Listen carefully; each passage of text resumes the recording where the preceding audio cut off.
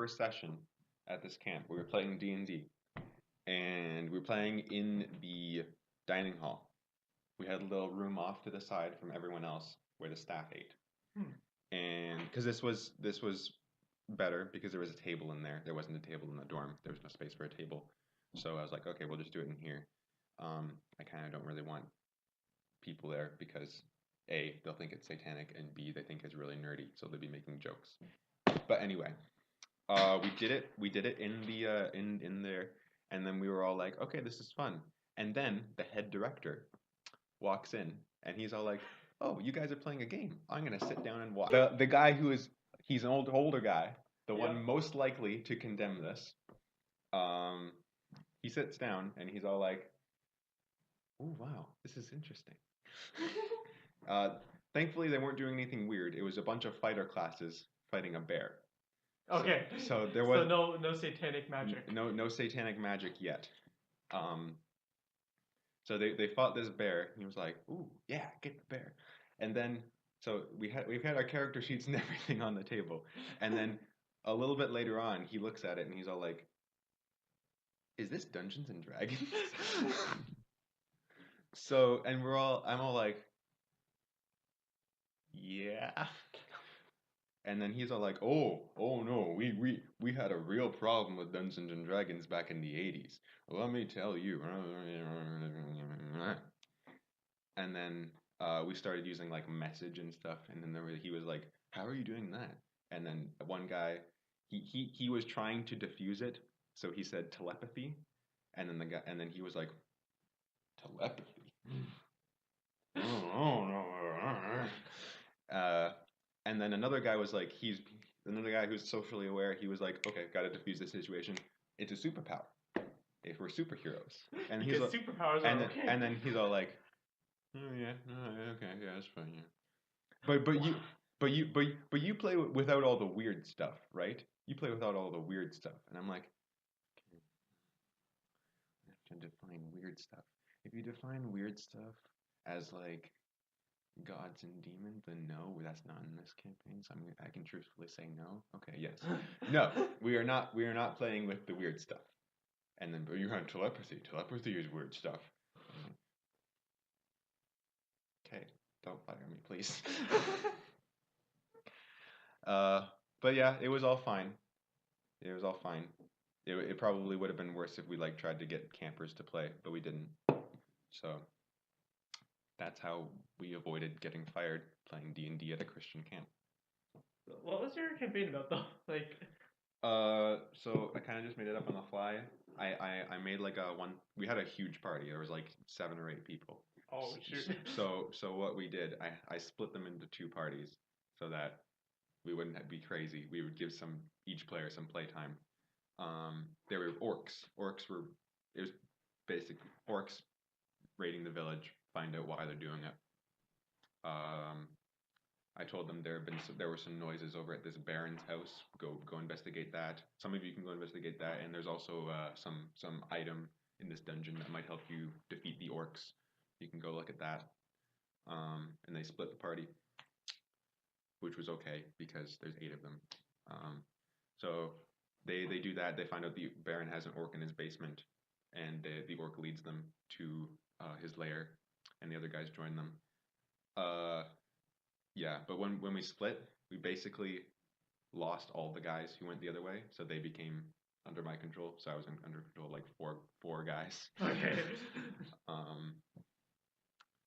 Anyway, and then they went to the mountain where the orcs were, and the orcs were all gone. No, that was not what happened. That was not what happened at all. They killed the orcs. They killed all the orcs, and and then they found another guy who joined the party late, who was chained. Oh gosh. Okay. Okay. So inside joke here. They found this guy. Okay. I need to explain the kind of person this guy was. Not his D&D character, the actual person. His name was Ethan. Okay. Great guy. Love the guy to death. He was my roommate. But he was a little small for his age. Mm-hmm.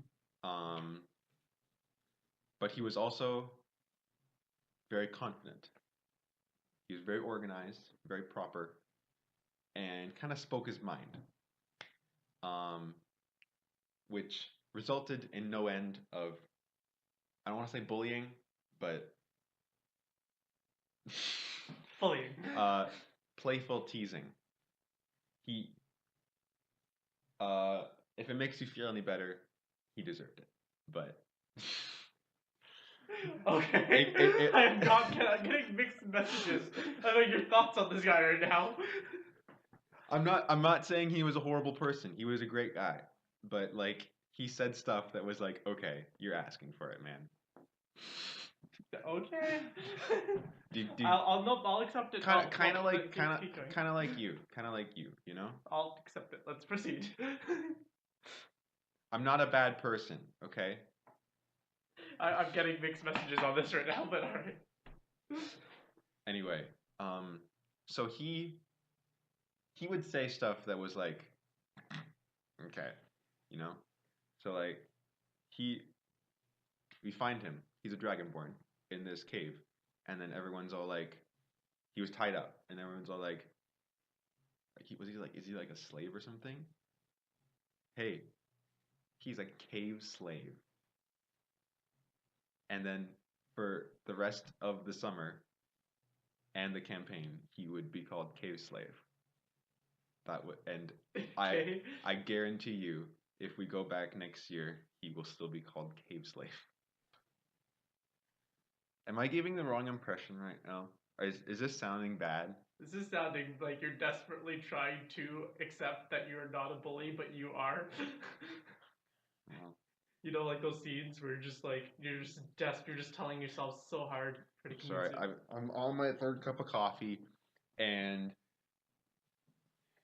so what happened was they went to the mountain, and they were in this little cave.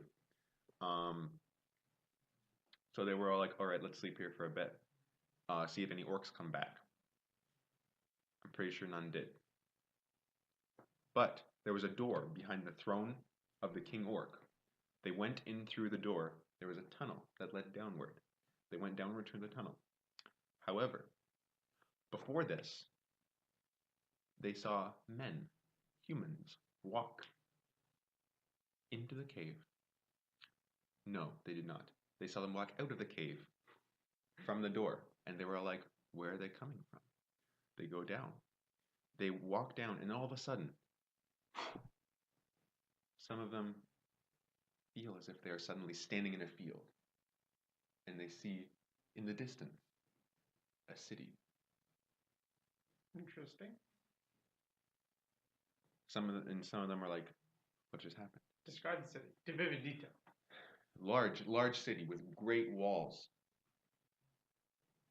and pillars and markets and a large palace at the end. When they started to walk, though, they hit their heads on the side of the cave, and then one of them did that, and they're like, if you hit your head on the side of the cave, you lose the vision of the city. So everyone hit their head on the side of the cave to lose the vision of the city. They go down into the cave. They find a massive cavern. Massive. And in the cavern is the city that they saw. Mm. But it's not in the field. It's in the cavern. They go into the city. They find out everyone thinks they're in a city in a field. What? Nani. They go to sleep outside the city. Men leave the city. They look at them. Their eyes are zombie-like.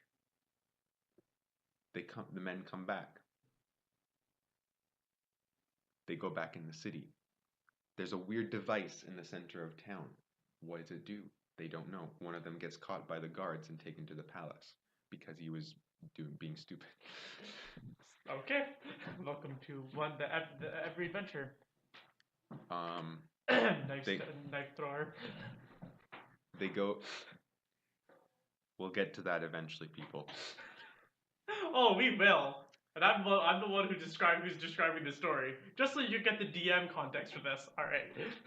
They schedule an appointment with the king the next day. They spend the rest of the day kind of goofing off. I don't really remember what happened, but then that night they decide, you know what the problem is here.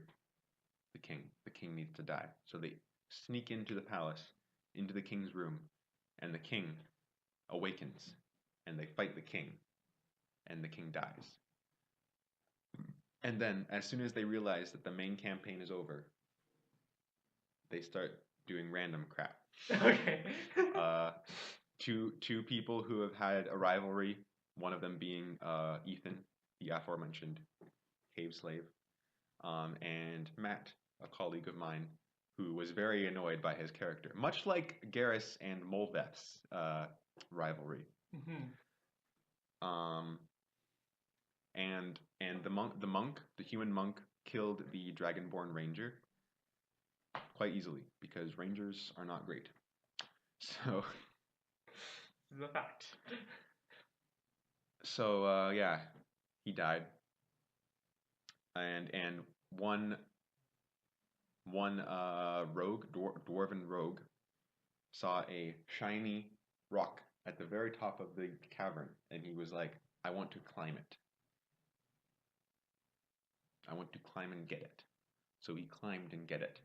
What he wanted to do, he had a grappling hook. What he wanted to do was tie it to an arrow, shoot the arrow, and before it secured into the rock, jump off so he would be able to climb up. The arrow missed, and he died. Okay. And that was the end. Wait, so how much of the party actually survived? Only those two people died. Okay. Are you gonna keep this campaign going next summer if you do it again, or? I don't think anyone has their character sheet still. That's okay. You can probably figure out character stats and stuff, but. I feel like people would probably want to branch out and try new stuff. So what kind of camp is this? Is it just like you kind of just do? It's a family camp. So like we have. Okay, I'm gonna From go to the washroom and come back because I really have to pee. Okay. Don't go anywhere. I kind of want to say the story right now, but I do want to save it too because this is gonna. I want to just branch in all of our current campaign stories. It's gonna be. If you draw the deck of many things, you draw every single card. Is that what it says in the book?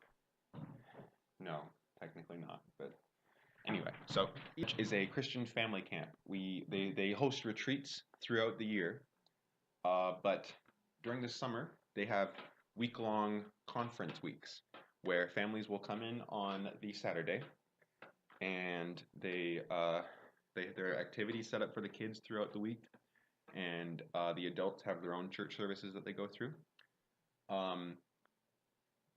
There are there are little cabins and lodges for people to stay in over the week, but the majority of people there, actually no, that's probably not true. A large amount of the people who are there live in the trailer park. Throughout the whole summer. And yeah, there are different departments where people work because it is a business, and that's how businesses work. Okay. There's the snackery, which is like the little cafe. Get a little, hey, I want some of those fuzzy peaches. I want some of those ice cream. I want some burger and fries right now. That's what I want. And people work there. They cook food.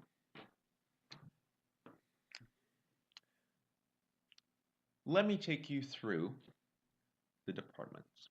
There's also the kitchen. The kitchen is the dining hall, but they're different departments. The dining hall and the kitchen are different. People who work in the kitchen cook food, and food is served at specific times. You cannot go in there and say, I want a burger right now, because they do not have a burger right now. Interesting. You go in at the specific time, and you say, I made a reservation. and you go in and you eat there, whatever they're serving, because that's what they're serving. Deal with it. Interesting. And it's nice there, and they have waiters and waitresses. And is that what you call them, or you just call them servers now? I'm not being politically correct, am I? I'm so sorry. Okay, editing that out. Nope. Waitress. I identify as a waitress-saurus rex. So, uh, and they serve you. If you want more coffee, they give you more coffee. If your plate is dirty, they take it from you. My They goodness. they work so hard because people are stupid and they stay in the dining hall for hours past dinner when dinner's actually supposed to be served, and they stay there until like 9 o'clock.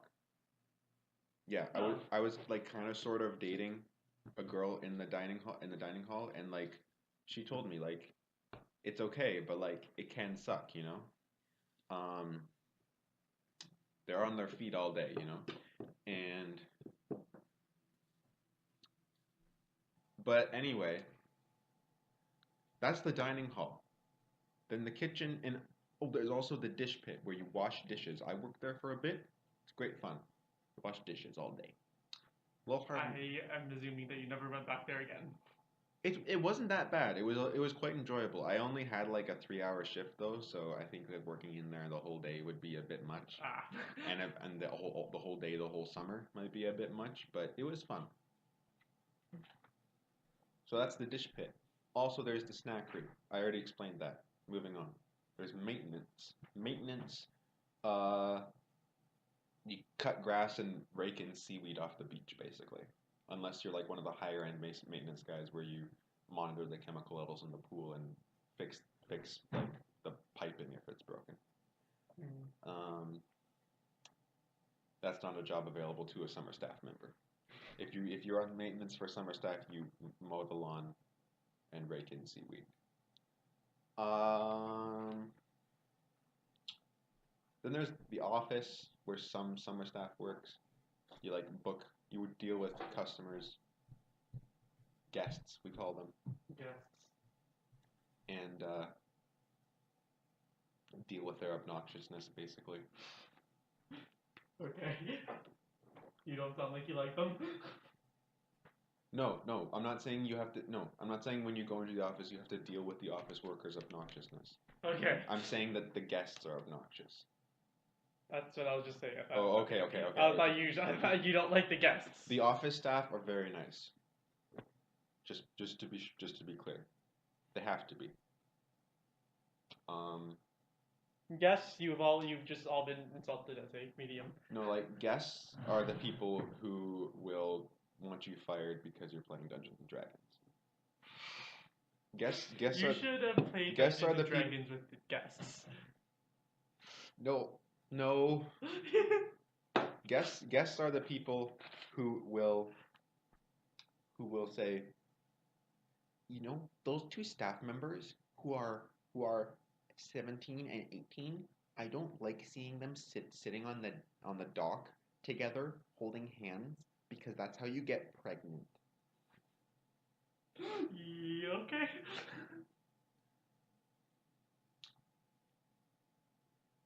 Yeah, that defines guests in a nutshell. Yes. What was your point? Yes, we're going you, to you know those people from another religion that were supposed to be uh, people like Jesus towards them? I don't want them on our property. They're going to influence our children and turn them into Muslims. Can we proceed? We're going to have to edit this so much. I'm sorry. Yes, we are. That is definitely being edited out. No, like just so much about this. A lot of this is probably not supposed to be talked about.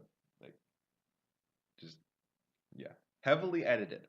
This is probably going to be like a 2 minute long segment. This might not even be a segment. It's more than likely, yes. I think I've talked about everything except for lifeguarding. Hey, look what I left for last. The best, am I right? Oh, shoot. I forgot about like the main thing actually, which is kids program, which kind of, deals with, 500 to 600 kids every summer, but we don't need that. Let's forget about that. Okay. No, they're great. They lead the kids in songs and stuff, and they're like singing to Jesus. Jesus is the best. And they're like, we need to talk about Jesus, and here's the Bible. Read the Bible, and there you go. You know? And then there's teen program, which is like the same thing, but for little older kids who are like, let's play a crazy game and then read the Bible, like capture the flag, you know? The other kids are all like, let's make an animal by putting googly eyes on a plate. And yeah. Oh.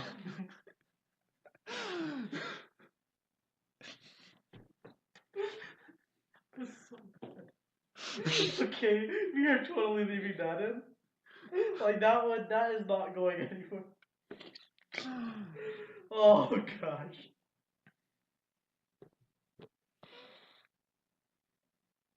What is happening with my life? What is happening with your head right now? Did you go to sleep last night? I must ask. This is my third cup of coffee, so. So I'm assuming you didn't go to sleep last night. No, I did. Then why are you on 3 cups of coffee? Because coffee's the best. Coffee caused the Industrial Revolution. Are you aware of this? Okay. It did. Watch CGB Cray's video on coffee. Link in the show notes. Anyway.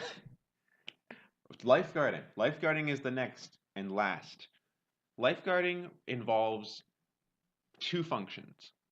The maintenance of the pools and the maintenance of people's lives.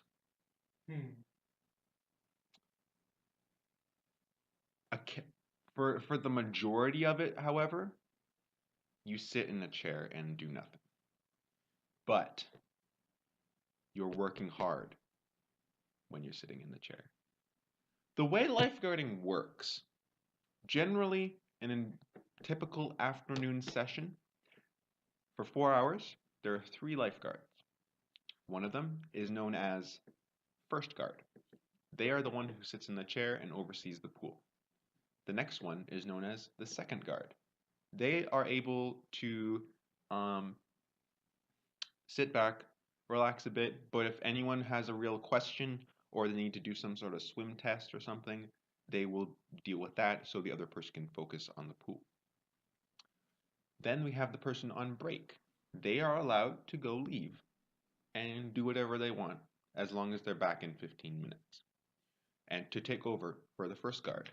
First guard becomes second guard becomes break becomes first guard. Get me? It's like a circle. I get it. Like a triangle, if you will. But it's more of a circle. I definitely see a circle.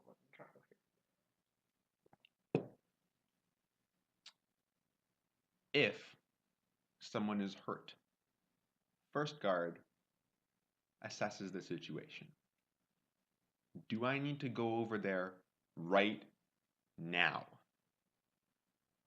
Or can I say, hey, buddy, can you go help them? To second guard. If a kid needs a Band-Aid or otherwise. Okay. If someone dove into the shallow end and broke their neck, you blow on the whistle, call to the guards and say, you have to be auditory. It doesn't work if you're not I'm sorry, auditory. this is a podcast. I made the motion of freaking out, but you do it clearly. You say the second guard helps the first guard with whatever they might need. They call 911, they bring the first aid kit over or the spinal board over. Third guard deals with the patrons. That's what we call them, patrons. We sponsor us on Patreon. People become one of our patrons. We don't have a patron. Do not do that. No, if there's someone pretending to be us, don't sponsor them. We do need to trademark this, by the way. We haven't done that yet. Let's do this. I mean, you haven't even uploaded the first podcast, man. So, We're jumping on the gun. You haven't got the logo from Alex yet. so third guard deals with the patrons. They blow the long whistle.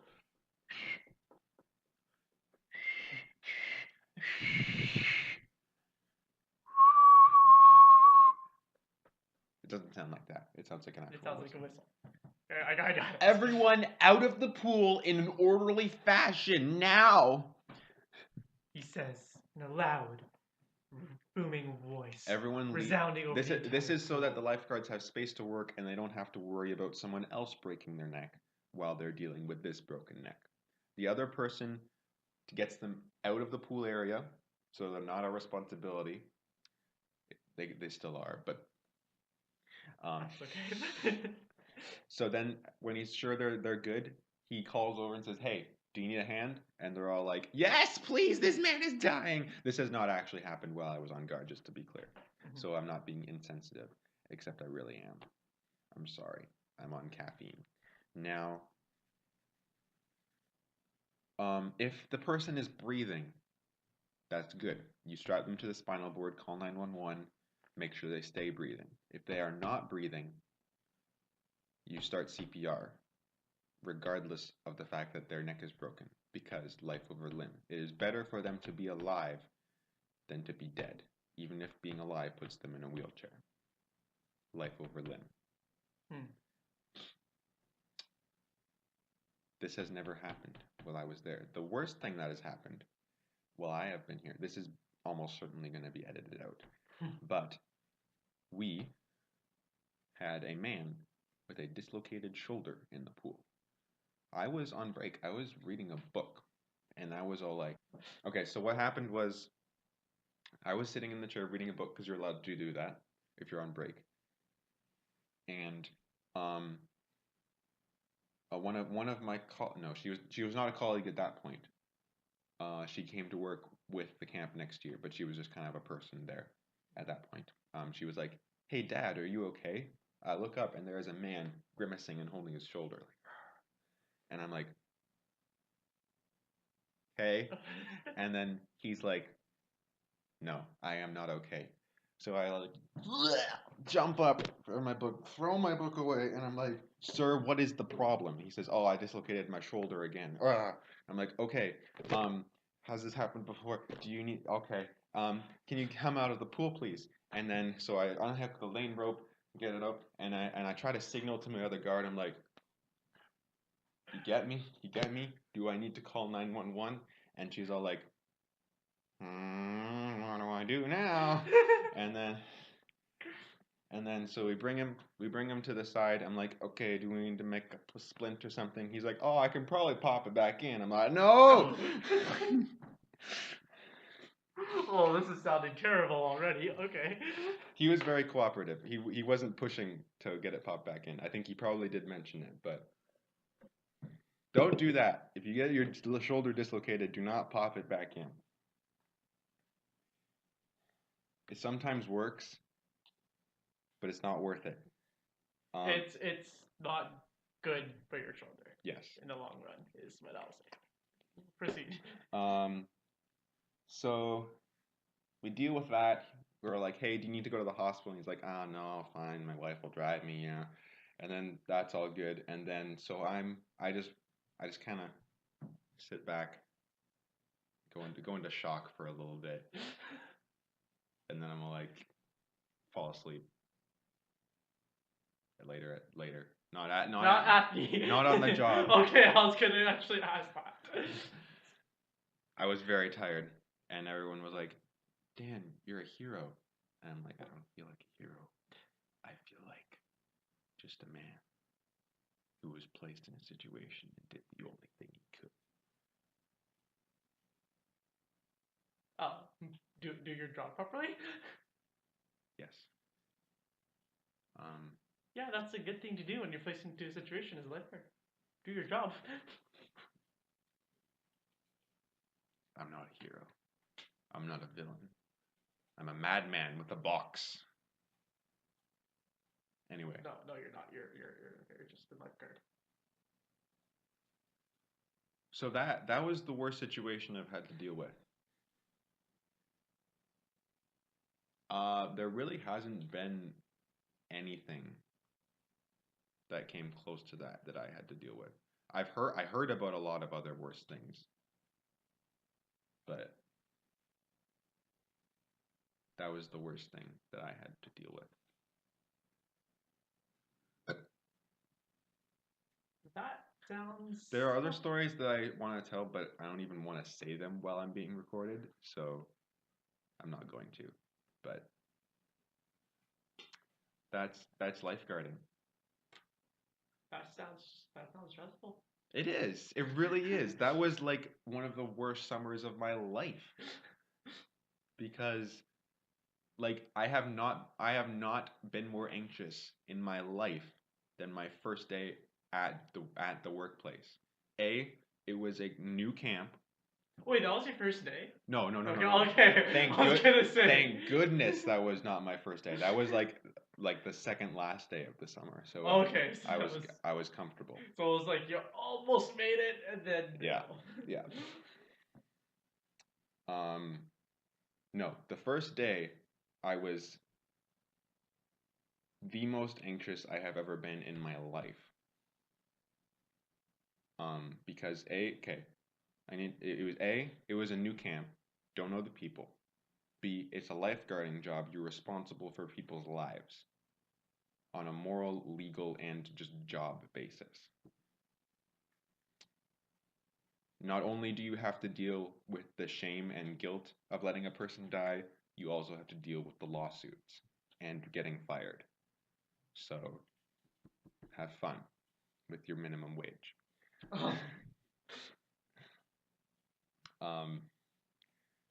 Lifeguards do get paid a little bit more than minimum wage, but this was a summer camp, so. That's like, how old were you? Like. 16. Yeah. So. Student minimum wage. 3. It is a Christian camp. Now, Christians are followers of Jesus. Jesus was accepting. The sad thing is Christians are not always accepting. I have not really experienced this in like its full form, but I have heard about it. Some Christians are not Christ-like. I know, mind blown. It doesn't make sense. But it. Totally. Are you trying to say something right now? No. Keep going. Why would I do that? I was worried that the camp was going to be like super judgmental. It was not. The people were very kind. I am really sorry for this 15-second segment, guys. I know. I'm so sorry. This is so bad. Alright, keep going. No, the quicker we get this over. Half of this stuff is controversial and half of it is confidential. So yeah, I was nervous. The year previous, I met a group of people who were great people. They were great people. They were what some people might call them hyper Christians, or super Christians. They were like, yeah, whoa, Jesus, yeah, you know what I'm saying? Let's go, the gospel, tell it all my friends. For context, if you ever hear a large slam on the table, it's probably my glasses hitting the table as I cut my face and just sheer. Oh, Dan, please. Whereas most places you'll go is be like,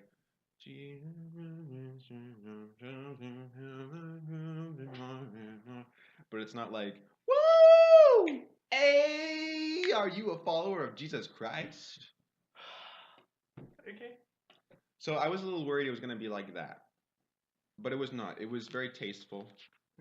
Mm-hmm. Another thing that I hate, and I don't think anyone doesn't hate this, is going into a group of people you don't know anyone and everyone else really, really knows each other. I had a bad experience with that back in 2014 at a camp.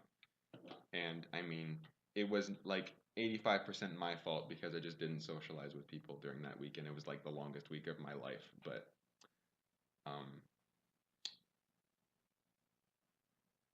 yeah, another problem with it was just everyone else knew each other so well because they had literally known each other since childhood. Um, but yeah. What was I talking about? Going. Oh yeah, going. My first day. Yes. So I was really anxious.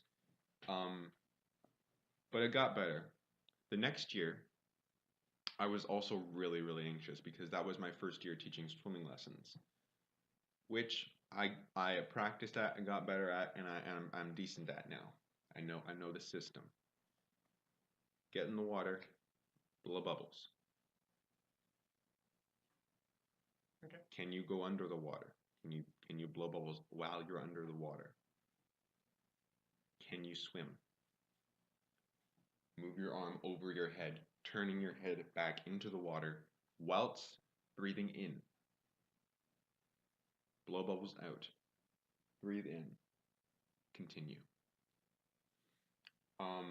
The next year was great. The next year was the best year I had at the camp because I was not anxious about lifeguarding. I knew what it entailed. I was not anxious about swimming lessons because I knew what they entailed. I'm not saying that both of those things were easy that year, but they were great. One thing that was just had more hours than last year, but I worked all the morning shifts, which meant I got almost no afternoon shifts, which is the busiest shift. Nobody comes in the morning except for crazy people. So you can literally sit there and finish like half of the book of the Half-Blood Prince in silence. Huh. Beautiful.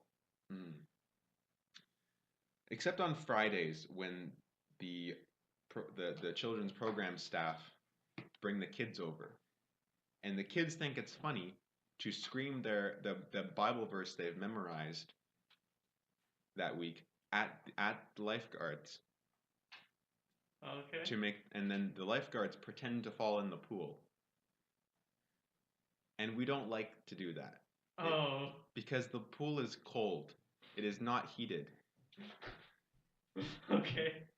Especially on days when we don't have lessons because we're dry. And we're all like and so what they do sometimes is they send someone over and they say, "Hey, we're going to come over in a few minutes with the kids and we're going to scare you and you're going to fall in the pool." And then we're like, "Okay." But sometimes they don't do that and we're all like, oh. We see them and they're like, "Oh, here they come." And they try to hide. They're like, "Oh, you are being so sneaky." But like we see them. We see them a mile away. We intentionally have to look away so we don't obviously see them. Like we are the ones being sneaky. They are not. We are the ones. You are the ones who are succeeding at your stealth checks. Exactly. See. Every time there's always that one kid who's like, "I know you're not actually scared. You're just acting." Always like the 9-year-old, 10-year-old kind of person. Yeah. And then we're like, "No, we're not. Well, you really scared us." So yeah, because we have to keep up the act for the smaller kids, but we at the same time we're kind of letting the older kids on the joke, like, "Shut up, kid. You must be fun at parties," you know. But yeah, it's fine when we're mentally prepared for it. But when they just come, we don't do it. Well, a few times I just pretended to fall down on the deck instead because I refuse to fall in the pool because it's cold. And then you're wet all over and it's horrible. Huh. So can I get context as to why this falling over thing with Bible verses thing? Because what the leaders do in the program thing, they teach the kids a Bible verse, right? Yeah. Because you need to memorize God's word and keep it in your heart. Okay. I got it. Keep going. So as an incentive, for the kids to memorize the verse, which they really don't need. They really don't need this incentive. Kids will chant anything because they like to chant stuff. It's like, okay, when at the end of the week, we're gonna go over to the pool and scream the verse at the lifeguards, and they're gonna fall in the pool because they're so scared. And then Why are they scared? Like, what's the because we didn't point? see them coming. We had Okay, no idea. okay. We had no idea this was happening. Oh, I see. They all have low passive wisdoms. Got it. Oh, startled is a better word. We're not scared by the kids. We're startled. Yes. Okay. So yeah, the kids are all like, "Oh man, can't wait to scare those lifeguards." So they learn their Bible verse and then they scream it at us. Man, the topic earlier and like just through through this conversation, I'm just thinking back to my own childhood now. I'm like, I never used to do those things. Well, you weren't a Christian. Well, no, but like you know, like those dumb like things like that, like the dumb things they do that they just kind of become a thing in camps and stuff. Oh, okay, yeah. Yeah, I never used to participate. Like I would have loved that as a kid. Like putting myself in young Daniel's mind, I would have loved that. That would have been amazing. Oh, I would be like, oh my gosh, this is so much fun. I'm sneaking up on the lifeguards, you know. But it's just the worst. It's just the worst.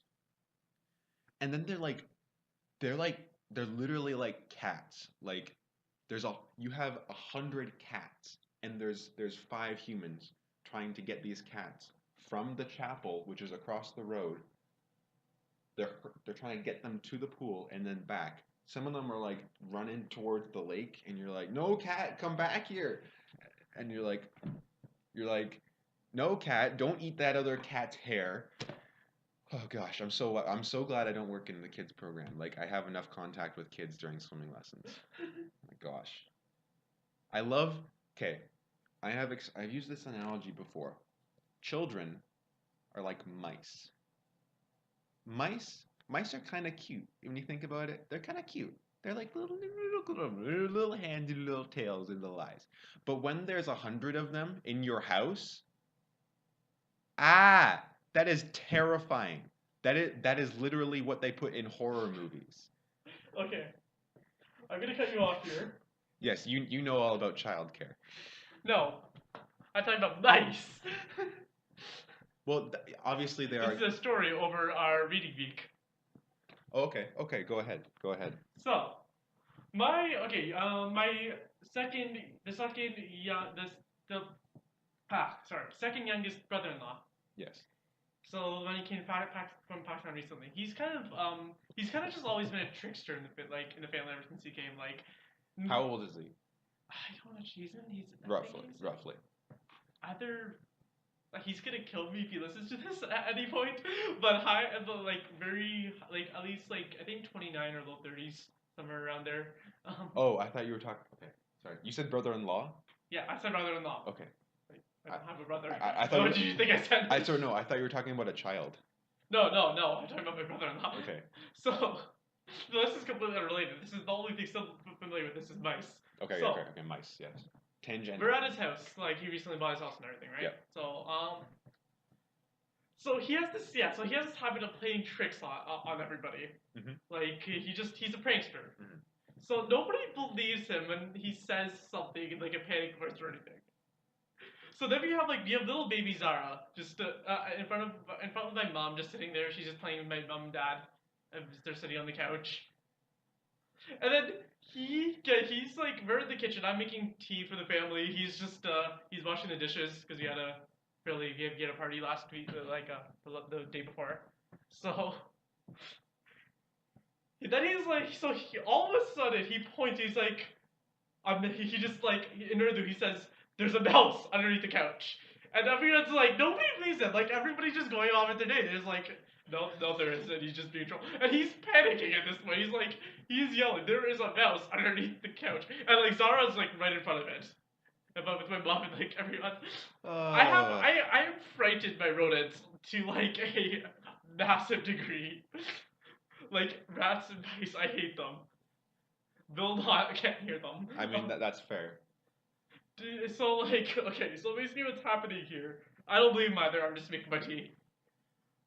And then like he's insisting, and when he's like, and when nobody leaves him until the mouse actually gavels off at the side from the side of the couch, and everybody sees it, and like I'm the person who spots it, other than him. And it's like I'm the asleep mouse hit.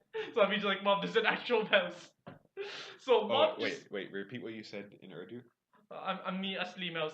I don't know how to say mouse. I speak broken Urdu. It's okay. Okay. Oh, that's what you mean by broken. Like I'm really bad at it. you use English words. And I'm also really bad at it. Okay. Moving on. So my mom immediately picks up Zara and everybody, and then like, so my first thing is that like I just dropped the tea, and I'm just like I'm on top of I'm on top of the couch. I'm not getting down. I refuse to get down. So and then now like, but now they're trying to kill the mouse. Like Mashud knife. Like this is the brother-in-law. He is trying to actually trying to bludgeon the mouse to death with the mouse. He's trying to get me to help. I'm like, I'm not coming off this. And then like they're just my mom. Like my mom just has Zara picked up at this point. Well, the point of this was no, like there was an actual mouse there. This is just human, right? Like mice killed us all back. Rats, Mice and rats killed us all back in the day. So it makes rats. Primarily rats. it makes sense that the humans who are alive today are the ones who are terrified of said rodent. And then so like cows. So yeah, that's a story of how nobody actually listens to my brother-in-law ever, and might actually start listening now. The boy who cried mouse. Wow. So would you say this is a topic or like a random conversation? Well, it started off as a topic, but then it just moved, you know. And I feel like if we're making this and putting this into an episode, we put it in like the topic section and not the random conversation. Yes. It kind of went on for a while. I would agree. It is quite long. The recording I have here is 53 minutes. So yeah, this is definitely going in the All right. Topic. Possible title: The Boy Who Cried Mouse. Children are like mice.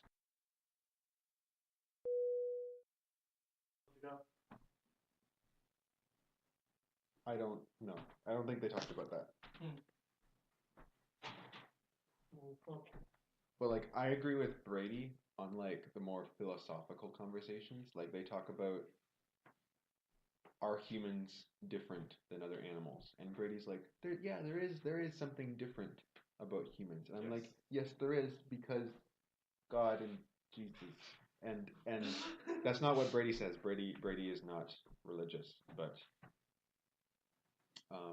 I would agree with him a lot more than Gray, who says we are monkeys who develop consciousness because there is no God.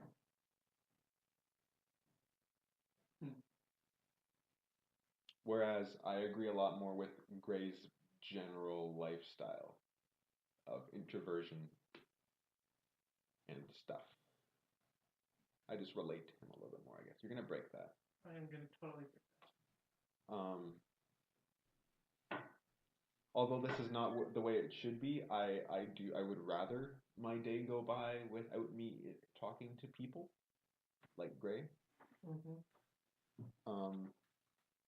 Talking to people is a very how do you say? Stressing activity. Not necessarily stressful unless it's like a job interview, but like taxing. Taxing is the word I'm looking for. Unless it's to someone like you, who I feel like perfectly comfortable saying anything. And there are very few people like that in the world.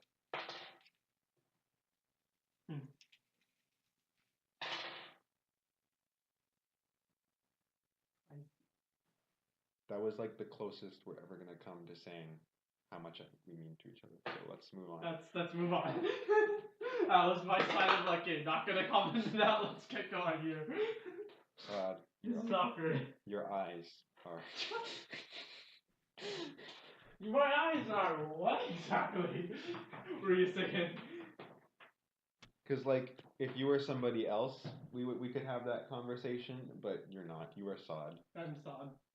And Ben is Ben, so I refrain from that for the most part. Okay. But you still get hugs after reading week.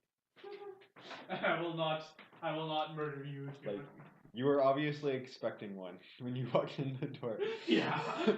this time, but I didn't give it to you because I don't know why. I didn't feel like it. But I kind of tackled you when you came home from Christmas break. Yes, you did. That's just one thing you have to deal with.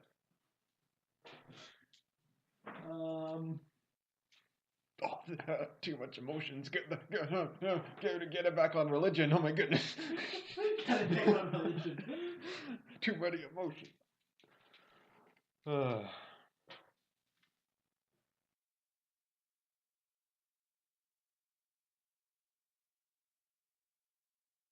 One ghost pepper chips. Give him a sec.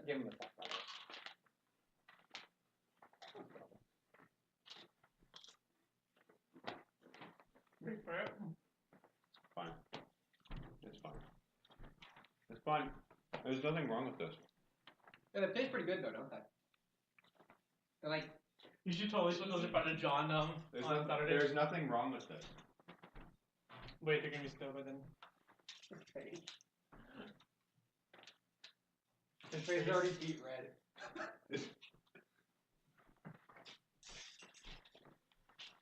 If I have an excuse, I was just outside for half an hour. How do I switch this?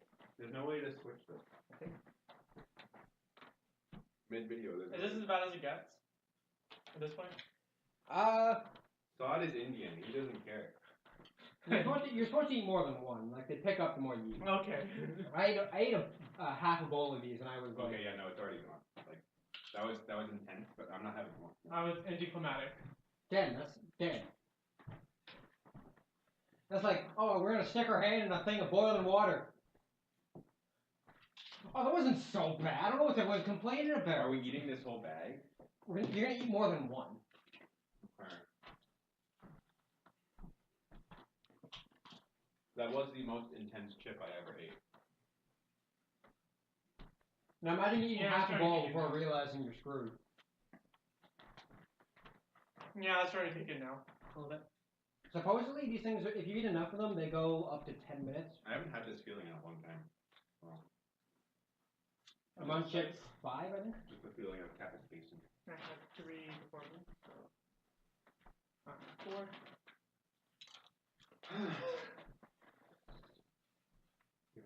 And you want to eat a real ghost pepper. These are a fraction of how bad those things are going to be. I know. Yeah, he's Like, if you eat half this bag, you'd probably get close to a real pepper. Maybe. Yeah, 5 is starting new. We made an actual podcast episode. You should listen to it. It's actually not that bad.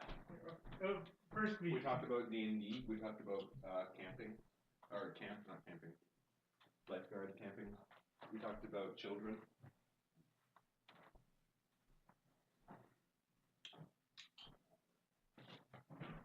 Ben just gave me a look.